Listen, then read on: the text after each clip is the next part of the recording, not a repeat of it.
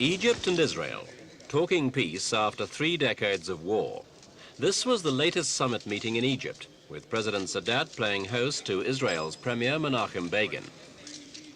Both men have staked their political reputations on the peace issue, and success is far from certain. The discussions are civilized, but the longer they talk, the more areas they find on which they have to agree to disagree.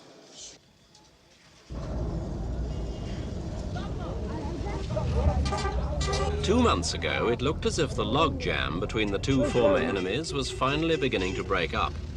Not only had they signed a peace treaty in Washington, they were starting to put it into effect. Israel made its first withdrawal from Sinai, and the town of El Arish was formally returned to Egyptian sovereignty.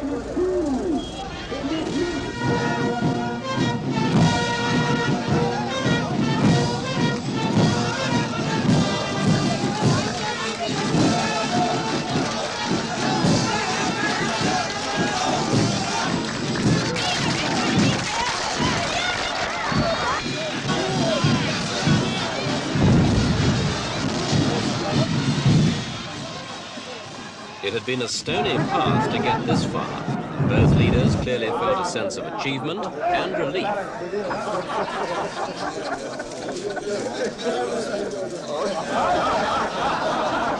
But more problems lay ahead, and among the most difficult was the question of Israeli settlements in the occupied territories. Motivated by religious conviction or by other more practical considerations, many settlers refused to move out.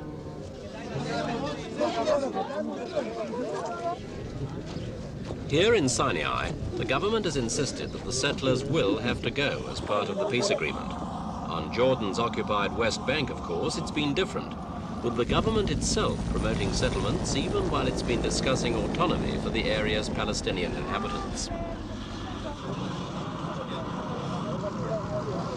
These political difficulties are well known and well documented.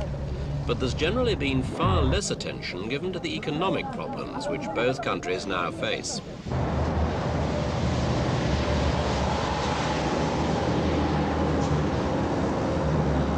In Israel, for example, handing back Sinai means handing back the Sinai oil fields, and that's the last thing the Israeli economy needs at the moment. Petrol prices have risen far above OPEC levels. The latest increase last month was 40%. Israel used to get a lot of our oil from Iran, but that supply has now been cut off in the wake of the Ayatollah Khomeini's revolution. Egypt will sell Sinai oil back to Israel, though the price has yet to be agreed, and it could be even higher than the current spot price. Whatever the figure, it means an extra burden on Israel's import bill, and an even steeper rise in the cost of living.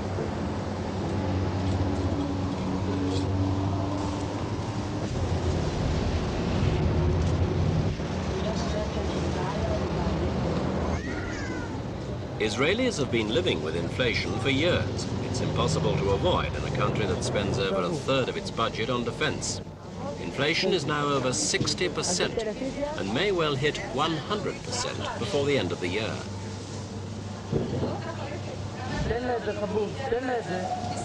Food is heavily subsidized by the government, and there are those who want these subsidies abolished so that Israelis can confront the realities of their economic situation. In July, subsidies on frozen beef were removed and the price rose 55%. But the government is fighting shy of withdrawing its support of other essentials for fear that it would wreck the economy.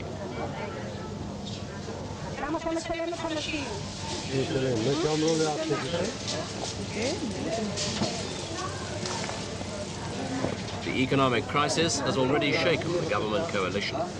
Premier Begin is worried. But over in Cairo, President Sadat knows exactly how he feels. The Nile slides through Cairo as quietly as ever, and on the surface at least, the affairs of Egypt are running equally smoothly. The food riots of 2 years ago, for example, are now just a memory. But Egypt has moved far and fast in those 2 years, and Cairo is no longer the unchallenged capital of the Arab world.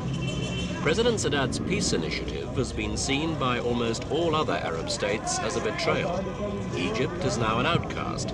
its former friends and enemies alike are determined to make Egypt pay dearly for having made peace with Israel.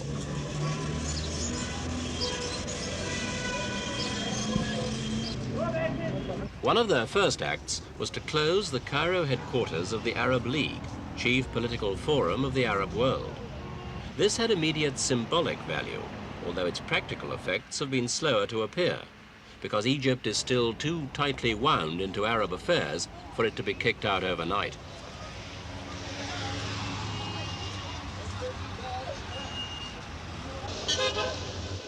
Less symbolic, but nonetheless important, the headquarters of the Arab Organization for Industrialization. The AOI was set up 4 years ago, financed by Saudi Arabia and oil-rich Gulf states. Its aim was to centralize in Egypt the manufacture of weapons and equipment for the armies of the Arab world. But the oil money was cut off after the peace treaty with Israel. The major contract, 250 helicopters, has come to a halt, but work is going ahead on American-designed jeeps. President Sadat has said he'll seek further American backing to establish a purely Egyptian arms industry, and also to buy the American jet fighters which Saudi Arabia promised him, but has since refused to pay for.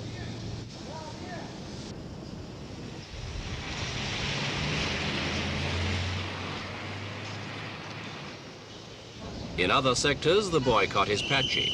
Some Arab countries have closed their banks in Cairo, but many have stayed open. Most Arab airlines still fly into Cairo. It's a profitable run. But the opening of direct flights from Tel Aviv may well provoke a far stricter embargo. These pressures from outside have exposed the basic imbalances of the Egyptian economy. Agriculture, for example, is a traditional mainstay, employing nearly half the workforce and providing well over half of export earnings. Productivity is high, but tens of thousands of peasants are now leaving the land because they say government pricing policy makes it unprofitable. Egypt, once the granary of the Roman Empire, now imports 4 million tons of grain a year.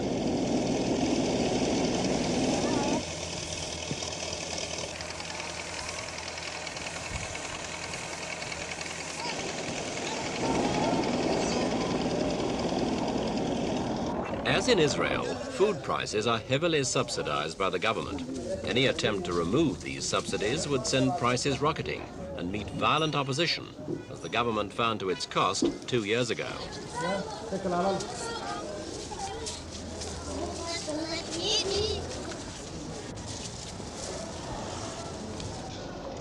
In foreign trade, the Arab embargoes are unlikely to have much impact, since Egypt does only 6% of its trade with the Arab world.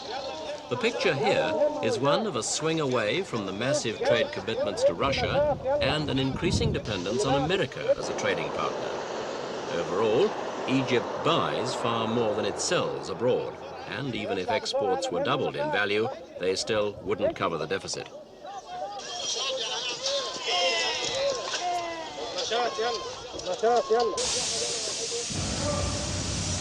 Developing Egypt's own heavy industries has been a major economic target since President Nasser's day. But the enormous amount of investment capital needed has given a further wrench to the economic balance sheet.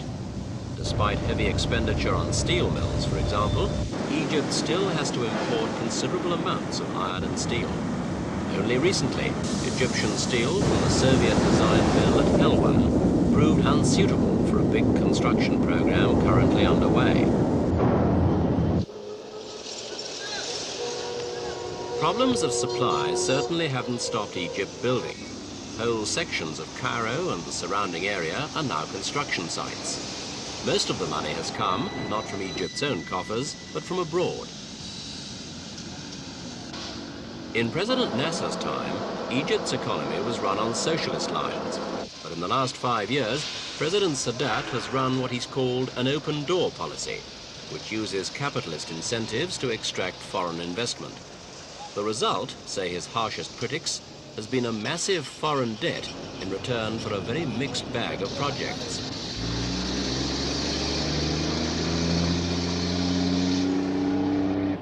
Many schemes have been backed by Arab oil money. Increasingly, though, the foreign presence now is American. But the big cars and the new hotels are not for the majority of Egyptians. Egypt has a population of 41 million.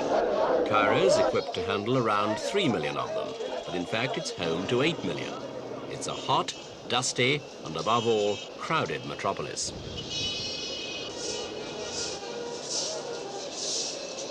News of the 41 million total came only in June this year. It marked an increase of no less than 500,000 people in 5 months.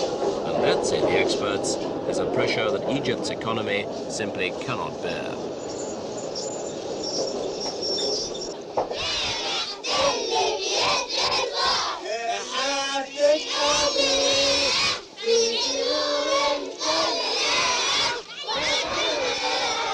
Over the past 10 years, the rate of population growth in Egypt has averaged 2.3% a year. But lately it's jumped to 2.8%, one of the highest in the world. Unchecked, this growth could give Egypt a population of 70 million by the end of the century, with 20 million in Cairo. Coping with them would swallow up 2/3 of any investment the country might hope to attract.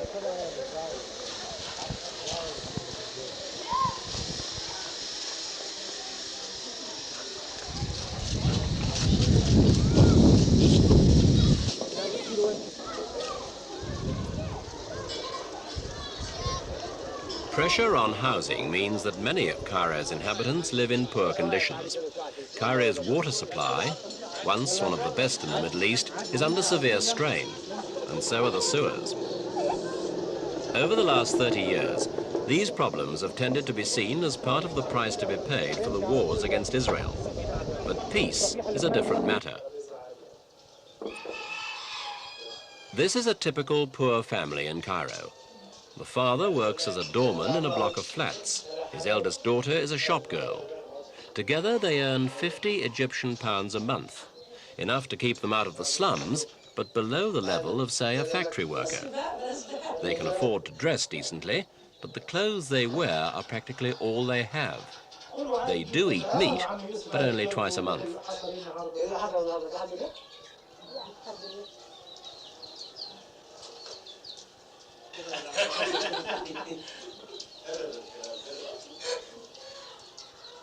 Improving the lot of people like this is one of the major challenges facing President Sadat. But Egypt is still a land of contrasts, and so far, the president's open-door policy has had little success in reducing those contrasts. The luxury hotels and the new ones that are being built will attract tourists and businessmen, and that will certainly add to Egypt's wealth. But that's an unimpressive argument to present to a family with no running water.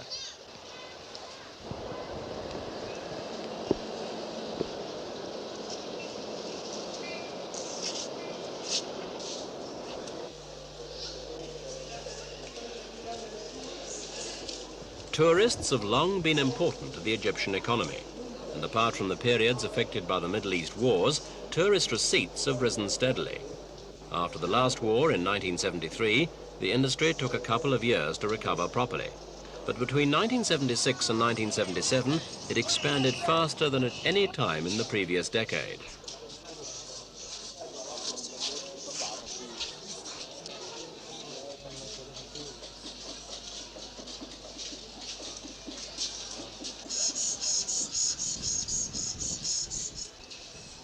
Since the peace initiative, there's been a noticeable reduction in tourists from other Arab countries, but it's quite possible that one day Israel could make up the difference.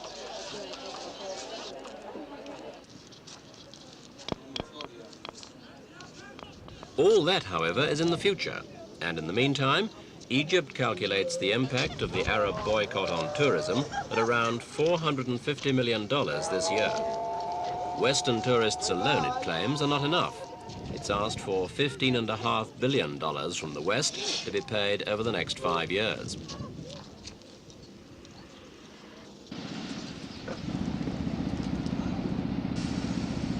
Despite its problems, Egypt does have some bright spots on the horizon. The Suez Canal, which recently admitted the first Israeli ship, now brings in revenue of $500 million a year. And this figure will rise steeply once the first stage of its deepening is completed in 1980.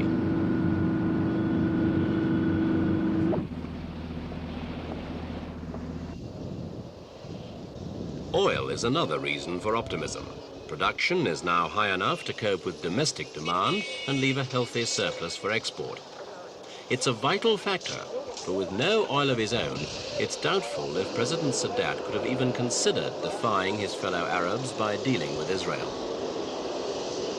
But, having taken the road of peace, the Egyptian leader has got no choice now but to keep on it and hope that his friends will stay with him. His policies will bear fruit before the pressures on the economy become intolerable.